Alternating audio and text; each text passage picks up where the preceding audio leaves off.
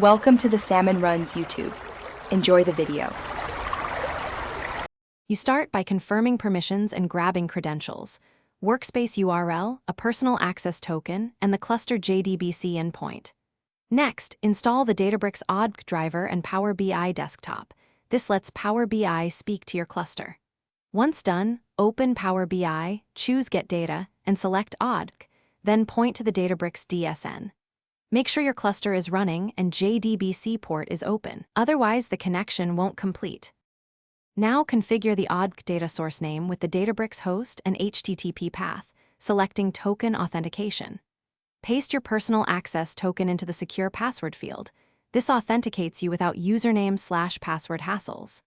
In Power BI, choose Get Data right arrow ODK right arrow, select the DSN, and then load a sample table.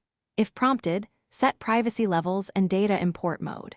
You may choose Direct Query or Import. Direct Query is live, while Import caches a snapshot. Pick based on latency and size needs. Finish by shaping and mapping Databricks tables inside Power BI, set relationships, column types, and measures so visuals behave correctly.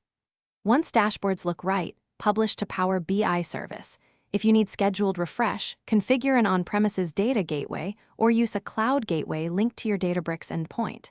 If something breaks, one key troubleshooting tip: verify the personal access token is valid, the cluster is running, and network security groups or firewall rules allow the JDBC/ODK traffic. Those are the common culprits.